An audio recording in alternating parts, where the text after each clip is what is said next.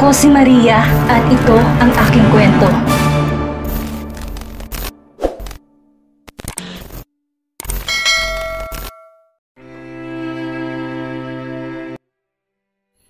Hindi na maalis ang masayang ngiti sa labi ni Catriona habang nasa labas siya ng bahay at tumutulong sa mag-asawa sa paglilinis. Iha, sa loob ka na. Kami nang bahala dito, sabi ni Nanay Tess. Nay, okay lang po. Wala naman po akong ginagawa. Puntahan mo na lang si Tristan, baka may kailangan siya. Taboy pa rin ni Nanay Tess, napatiim si Catriona. Baka po naghahanda na yun sa pagpasok sa kumpanya. Nauna siyang nagising kay Tristan, hinayaan niya na makapagpahinga ito. Ha? Sabi niya hindi pa rin siya papasok sa kumpanya, nasabi ni Nanay Tess. Napatigil si Catriona. Wala ata siyang alam na nagpasya si Tristan na hindi ito papasok sa Lumina ngayong araw. Biglang binitawan ni Catriona ang hawak na walis. Thank you po, Nanay. Puntahan ko lang po si Tristan. Paalam niya at nagtatakbo papasok sa loob ng bahay. Napapailing na lang si Tess. Ang mga kabataan ngayon, no? Hinihinga si Catriona na pumasok sa loob ng kwarto nila ni Tristan. Naabutan niyang binata na nakaupo sa sofa at nasa harap ng laptop niya. Nagangat ng tingin ng binata sa kanya. Good morning, babe. Nakangiting bati nito sa kanya. Hindi ka aalis? Yeah, may trabaho ka. Hindi ka na pumasok sa kumpanya kahapon. Baka magalit ng parents mo sa'yo. Pababayaan mong kumpanya? Dare-diretsong sabi ni Catriona na lumalapit sa binata. Sino may sabi na pinababayaan kong Lumina? Kausap ko nga si Jax. Nagtatrabaho ako ngayon. Napamaang si Catriona. Ha? Mabilis na tumango si Tristan at ngumiti. Nang malapitan siya ng dalaga ay kaagad na tumingin sa monitor. Good morning, Catriona. Malapad ang ngiting bati ni Jax at kumuway pa sa kanya. Napaawang ng malaki ang bibig niya at napaiwas sa sobrang kahihiyan. Humalakhak ng mapang-asar si Tristan. Bakit mo ko pinakita? Nakakahiyang itsura ko. Mahina pero madiing tanong ni Catriona. Babe, don't worry. It's only Jax. Walang kaso sa kanyang itsura mo. Maganda ka pa rin naman kahit na anong suot mo. Bulalas ni Tristan na parang napagkit ang matamis ng ngiti sa labi. Nag-init ang mukha ni Catriona. Walang prenong bibig. Narinig lahat niya lang sinasabi ng binata. Tumalikod siya dito. Hey babe, saan ka pupunta? Biglang tanong ni Tristan na ikinahinto niya. Sa labas na muna ako. Nagtatrabaho ka pa naman, sagot niya sa kadamiretso sa pintuan. Iiling-iling si Tristan na napatingin kay Jax. Sinabi mo na ba? Ang alin? Balik niyang tanong. Sir, ginusto mo mag-work from home para makasama mo si Catriona. Pero hindi mo malang nabanggit ang tungkol kay Madeline, sagot ni Jax. Napatingin si Tristan sa pintuan, pinakaramdaman kung wala ng nobya. Shut up, sasabihin ko rin sa kanya. Pero gusto ko munang i-enjoy ang moment na to. Sagot niya na napangiti na naman, umabot ng ngiti niya hanggang sa mata. Iba talaga kapag in love. Oath, parang iba, so in love na talaga si Mr. Tristan Hill? To June nito. Oh yeah, I'm in love. Ngayon ko lang ulit ito naramdaman. Kay Catriona lang, Jax. He couldn't believe it. Amin niyang feelings niya sa isang babae, hindi normal sa kanya. Madalas sa mga babaeng nagpo-propose sa kanya. Sila ang nag-aalok ng sarili nila. Gustong maging girlfriend siya. Pero kay Catriona iba, siya lang ang babaeng nagpagulo ng isip niya. Ang nagpatagal ng desisyon niya, hindi siya naging ganito kay Madeline. I'm happy for you, sir. Pero wag mo kalimutan na maraming pwedeng mangyari ngayon. Ayoko nang isa-isahin dahil sasakit na ang ulo ko. Assistant mo ko at hindi love guru. Litanya ni Jax na napahawak sa sentido. Natawa si Tristan. I'll cross the bridge when I get there, Jax. Sa ngayon, trabaho na muna tayo para matapos ko ng maaga. Darius, alam ko na may alam ka kung nasaan ang kapatid mo. Sabihin mo na sa akin, gusto ko siyang makausap. 2 araw na siyang hindi nagpapakita. Madiing sambit ni Madeline sa kabilang linya. Naiinis na siya sa ilang araw ng pagtatago ni Tristan. Honey, bakit may hinahanap mo pa rin siya? Nandito naman ako, hindi kita iiwan. Pangiinis ni Darius. Tigilan mo ko, tumawag ako para kay Tristan. Alam kong may alam ka, nararamdaman ko. Wag mo na siyang itago sa akin, sabihin mo na. Patience, Madeline. Bakit pa hindi ka makapaghintay na makita ang kapatid ko? Aminin mo na kasi mahal mo pa rin siya. Natahimik si Madeline. Tiniis niyang lahat. Gusto niyang balikan si Tristan pero ang binata mismong lumalayo sa kanya. Kaya siya na lang ang umiwas. Kailangan niyang mabilis na makalimutan ng lalaki. Hindi ka na makapagsalita dyan, Madeline. Alam ko namang mahal mo pa si Kuya Tristan. Dagdag pa ni Darius. Hindi na. It's business, purely business na lang, mariin niyang sagot. Kahit na mahirap, kailangan niyang itago ang totoo. Masyado nang halata. Then wait, Madeline. Nagpapasarap pa sila sa isa't isa. I want to meet you. Your place or my place. Ha? Anong pinagsasabi mong place? Wala nang kasunod ang nangyari sa atin. Bye. Sagot niya at walang paalam na pinatay ang tawag. Nakakairita din si Darius. Alam nitong mahina siya doon at sinasamantala nito yon. Mabilis niyang tinawagan si Tristan. Naibato ni Madeline ang cellphone niya nang hindi pa rin tumakontak. Kanina pa siya tumatawag pero laging operator ang sumasagot. Hindi niya alam kung kailan ito magpapakita sa kanilang mag-ina. Mama, wala pa po si Papa. Akala ko po ba ipapasyal niya ako? Naiyak na sabi ng bata. Napatingin siya sa anak. Sorry, busy sigurong papa mo. Ayaw pa istorbo. Pero hayaan mo dadalawin natin siya sa mansyon. Baka nandun na siya. Lumiwanag ang mukha ng bata at ngumiti ito. Nasa isang restaurant sina Tristan at Catriona para sa kanilang isang dinner date. Kaya pala, hindi lumuwas si Tristan pa Manila. Gusto niyang matuloy na ito matapos ang naudlot nilang date noon.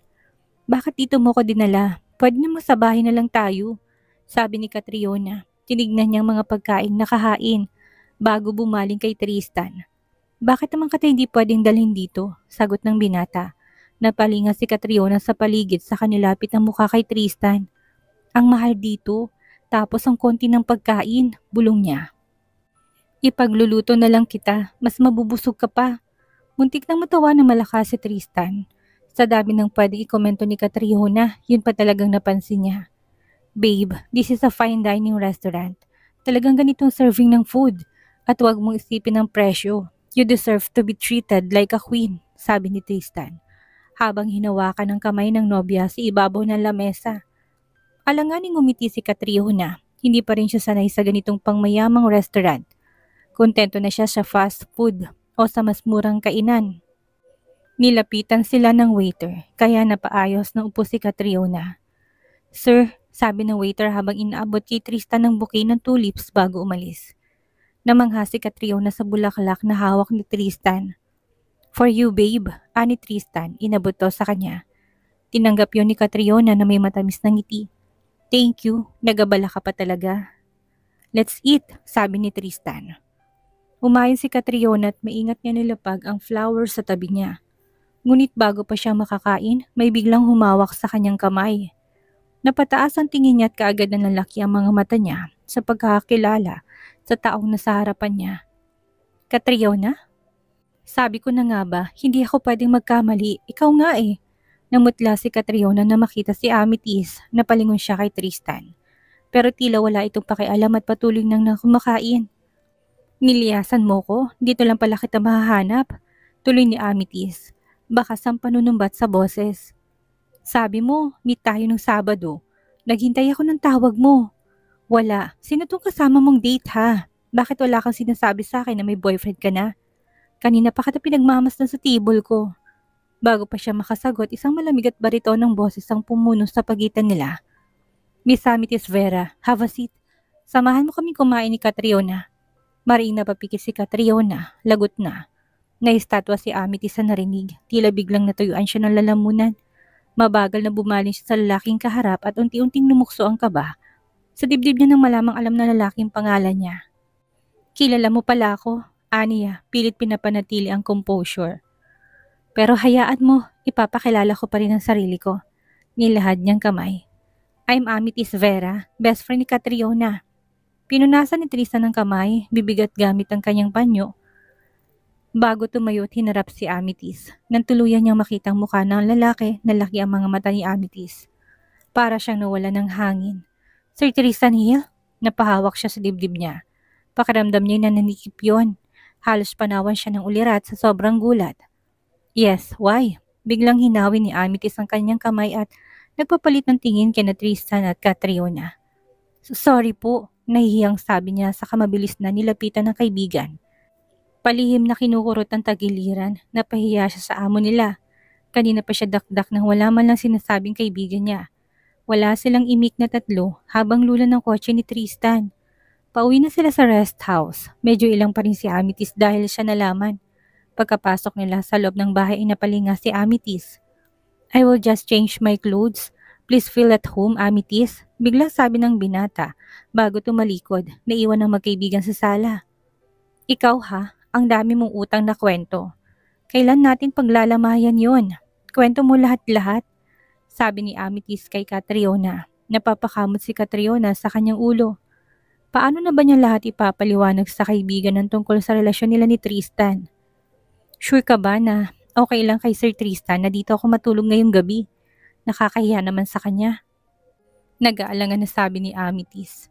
Oo naman, sasabihin ko. Alangan naman na pauwiin pa kita. Anong oras na? Hindi talaga ako makapaniwala na kayo ni Sir Tristan, komento ni Amethyst. Lumapit pa siya sa kaibigan. Ano ha? Malaki ba? Masarap ba? Nalalaki ang mata ni Catriona at mabilis sa tinakpan ang bibig ni Amethyst. Ang bibig mo, marinig ka niya, mahina niyang sabi. Tumawa-tawa si Amethyst habang tinatanggal ni Catriona ang kamay sa bibig nito. Ikaw ang nagwagi girl, biruin mo, nagsasama kayo ni Mr. Riel sa isang bahay na parang mag-asawa. Akala ko noong una masama talagang ugali niya. Pero shitty, napatino mong terror na boss natin. Giit ni Amethyst. Hindi maiwasan niya na magtaka sa relasyon nila ni Catriona. Napilitan ng ngumiti si Catriona, marami tong hindi nalalaman tungkol sa kanila ni Tristan. At hindi niya alam kung paano sasabihin sa kaibigan, kung paano nagsimula ang lahat, makayanan kaya ni Amethyst ang nalalaman. Sa oras na ikwento niya lahat, dito ka muna, pupuntahan ko lang at kakausapin si Tristan. Tabi tayong matulog, sabi ni Catriona na parang natuwa pa sa ideya niya. Ay, gusto ko yan. Tapos, ikwento mo sa akin lahat. Bigyan mo ako ng tips para makabingwit din ako ng kagaya ni Sir Tristan. Giit ni Amethyst na may nakakalokong ngiti sa labi. Puro ka talaga kalokohan, napapailing na bulalas ni Catriona. Tinalikuran ng kaibigan at pinuntahan si Tristan sa kwarto nila. Sa pagkapasok sa loob, agad bumungad ang binatang pasampa sa kama. Has your friend left? Tanong ni Tristan. Umiling si Catriona. Hindi ko siya pinauwi. Okay lang ba? Alanganin pa niyang tanong sa binata. Yeah, it's okay. Gabing-gabi na rin. Hindi na maganda para sa kanyang naglalakad sa labas. Kinagat ni Catriona ang daliri niya at napansin niya ni Tristan. Bumabato mula sa kama at lumapit sa kanya. Hindi inalis ang titig sa mga mata niya. Mabilis na hinaklit ni Tristan ang bewang niya. Hinila to papalapit sa kanyang katawan. Napasinghap si Catriona. You're such a tease. Huwag mo nang ulitin yan kung ayaw mong mapadapa ka sa kama. Mahinang usal ni Tristan. Ang mukha niyang halos dumikit na sa mukha ni Catriona. Napakurap si Catriona at natigilan. Nagsasalita pa sana siya pero nakaalis na si Tristan. Pwede ba akong matulog katabi si Amethyst? Lakas loob niyang tanong. Mari niya ipinikit ang mga mata. Halos dasalan ng mga santo para mapapayag siya ni Tristan. Napatigil si Tristan. Kumunot ang noo niya at mariing tinitigan si Catriona. Napabuntong hininga siya. Okay, you can sleep beside your friend tonight. But only for one night, Catriona. Hindi na ako papayag sa susunod. Napamulat si Catriona at parang sasabog siya sa sobrang tuwa ng pumayag ang binata. Napakalawak ng ngiti niya, hindi niya mapigilan tumili bago mabilis na tumakbo papunta kay Tristan. Nagulat si Tristan nang bigla siyang yakapin ni Catriona ng mahigpit. Halos mapalundag pa to sa gulat. Thank you, bulalas niya sabay pinaliguan ng halik ang buong mukha ng binata. Hey, that's fine babe. Awat ni Tristan na hinawakan siya sa magkabilang balikat ang nobya. Tumigil si Catriona nang hinahabol ang kanyang paghinga. I love you babe. Babawi ako sa'yo promise. Ngiting asa naman si Tristan sa narinig. Shit, I really can't wait for that. Pwedeng quickie babe. Napamaang si Catriona at naihilig ang ulo nang makahumay malakas sa tinampalang balikat ni Tristan. Ang hilig mo talaga. Magtigil ka Tristan. Matulog ka na. May pasok ka sa kumpanya bukas. Babe, weekend tomorrow. I have plenty of time to be with you. At ilalaan ko yon para lang sa'yo. Sagot ng binata sabay kindat kay Catriona habang kagat ang labi. Nag-init ang pisngi ni Catriona. Hindi maiwasang kiligin, mabilis niyang dinukwang si Tristan at ninakawan ng smack na halik sa labi. Saka tinalikuran to. I love you and good night babe.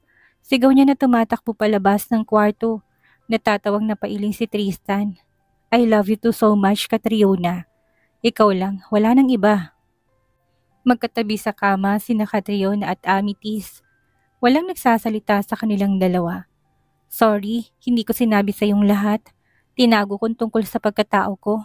Amethyst, tatanggapin ko kung sisigawan mo ko. May sasabihin kang masasakit na salita sa akin. Kaibigan kita at alam na alam ko na napakalaki ng kasalanan ko sa'yo. Naluluhang sabi ni Catriona. Inamin niyang lahat kay Amethyst. Hindi ko alam ang sasabihin ko sa lahat ng narinig ko sa'yo. Pero sino ako para husgahan ka? Magkaibigan tayo, Catriona. Hindi ako totoong kaibigan kung pangit ang tingin ko sa'yo dahil sa uri ng trabaho mo. At hindi mo papasukin ang ganyang trabaho kung wala kang dahilan. Tandaan mo na magkakampi tayo, mahabang litanya ni Amethyst. Niyakap siya ni Amethyst. Masaya siya na hindi basurang tingin nito sa kanya. Pinunasan ni Catriona ang kanyang mga luha nang bumitaw sila sa isa't isa. Salamat sa pangunawa mo, Amethyst. Humihikbi pa rin sabi niya. Naku, tama na nga yan. Smile na girl. Ang swerte-swerte mo nga. Pero napapaisip ako ang yaman ni Sir Tristan. Paano kapag nakilala ka ng pamilya niya? Napabaling si Catriona sa kaibigan. Hindi ko rin alam, basta masaya ako. Mahal ko siya at mahal niya ako. Napangiti na rin si Amethyst. Kahit anong mangyari sa relasyon ninyo ni Sir Tristan, nandito ako para tulungan ka.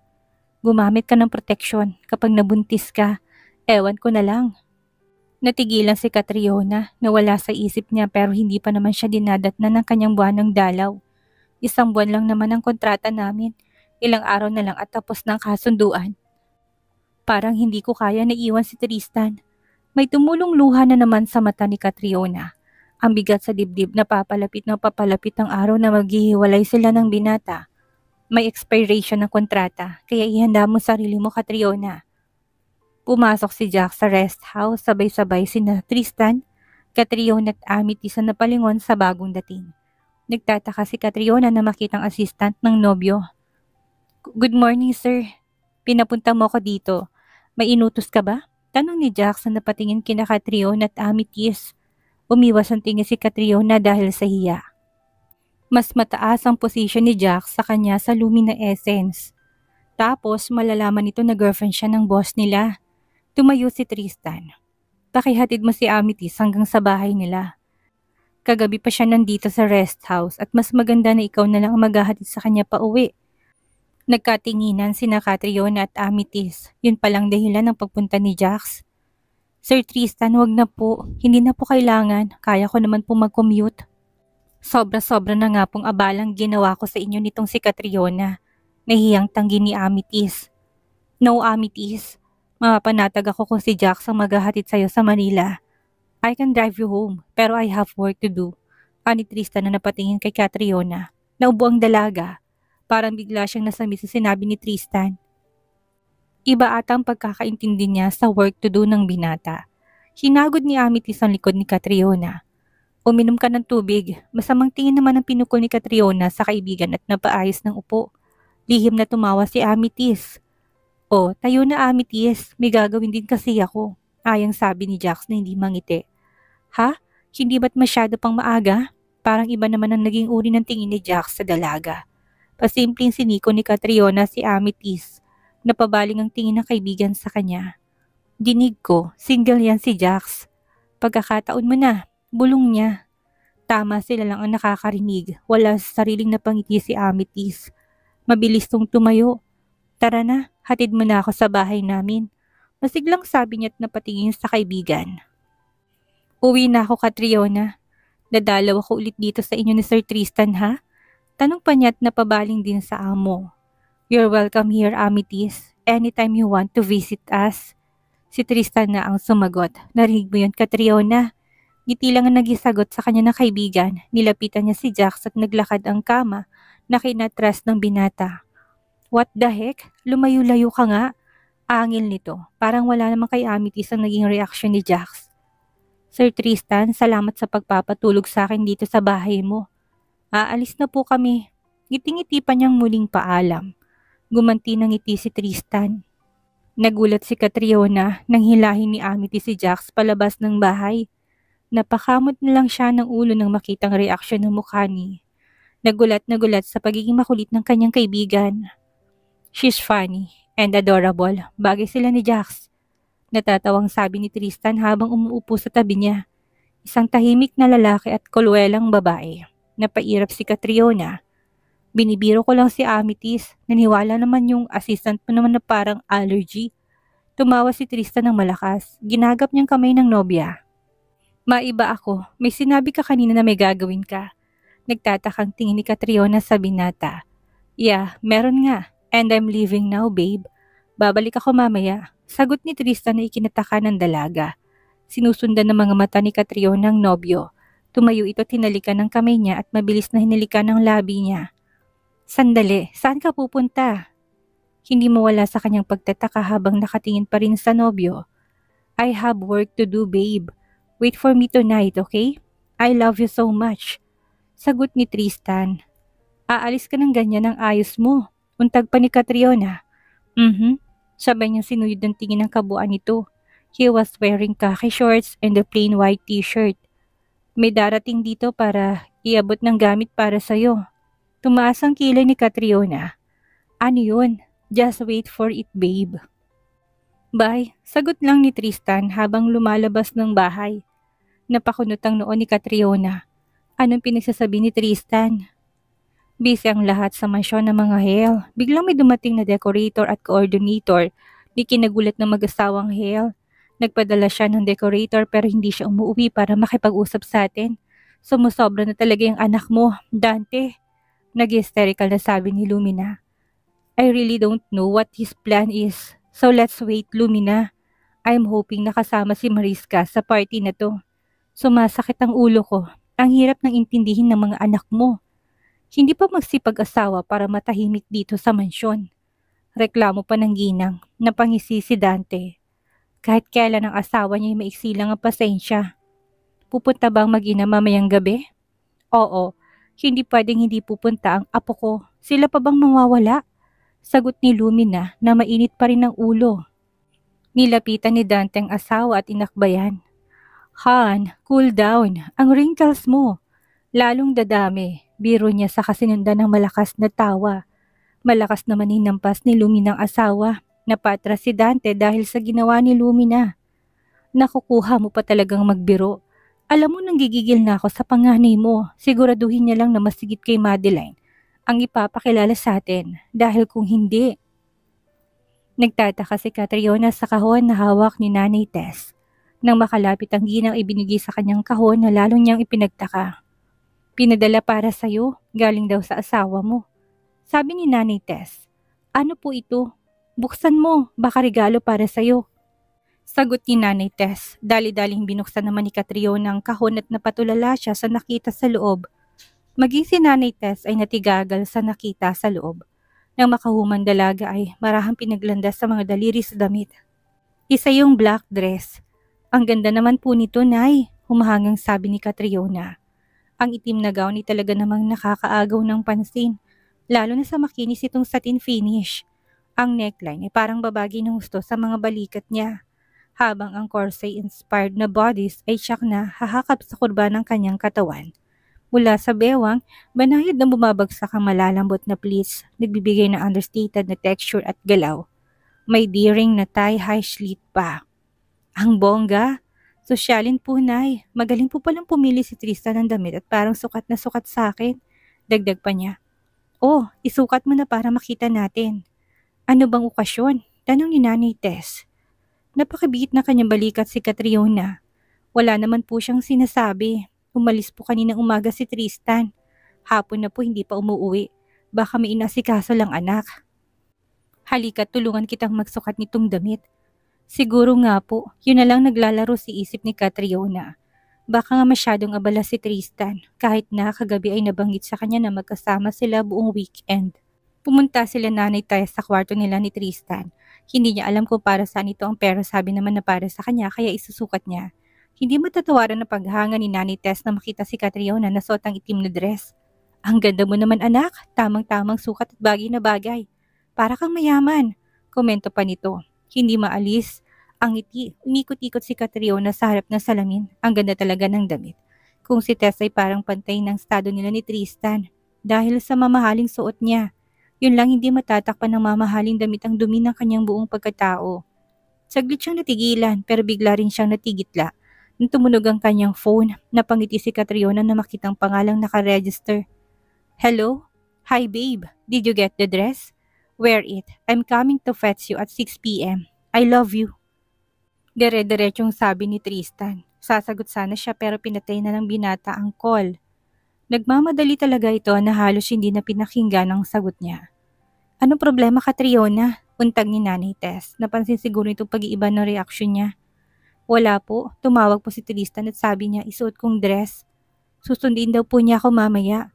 Walang ganang sagot niya. O yun lang naman pala. Bakit ganyan ang mukha mo? Napabuntong hininga si Catriona at naupo sa gilid ng kama. Kinukutuban po ko na baka ipapakilala na ako ni Tristan sa parents niya. Sagot niya. Napatunghay siya kay Nanay Tess. Natatakot po ako. Alam ko po na hindi kami bagay ni Tristan. Isa po kung may madilim na nakaraan. Tapos si Tristan tinitingala ng lahat. Maraming babaeng nangangarap na mahalin ng isang Tristan Hill. Tumabi ng upo si Nanay Tess sa kanya. Anak, malay mo hindi matapobre ang parents niya. Mahal ka ni Tristan. Alam ko na handa ka niyang ipagtanggol sa kahit na sino. Pagpapalakas na loob niya. Parang gusto ko pong maniwala, Nay. Pero paano kung hindi po? Anong gagawin ko? Dumaloy ang luha niya, dire-diretso sa pagpatak. Sobrang dami niyang takot sa puso. Wala naman siyang ibang maipagmamalaki. Wala siyang pwedeng sabihin sa kanilang maganda tungkol sa sarili niya. Simula pagkabata, puro kahirapan ang naranasan niya. Wala ata siyang maalala na naging masaya siya, maliban na lang sa tuwing birthday nila ni Celestine. Maaga siyang natutong lumaban sa hamon ng buhay. Wala na silang magulang at wala siyang kakapitan kung hindi si Celestine lang. Alam mo ba, kaya ipapakilala ni Tristan sa pamilya niya? Pinunasan ni Catriona ang mga luha niya tumarap kay Nanay Tess. Kasi pinagmamalaki ka niya. Ikaw lang naman ang babaeng nagmamay-ari ng puso niya. Gusto niyang ipakilala ka sa lahat ng tao sa parents niya. Kasi mahal ka niya, yun na lang ang pakakatandaan mo palagi.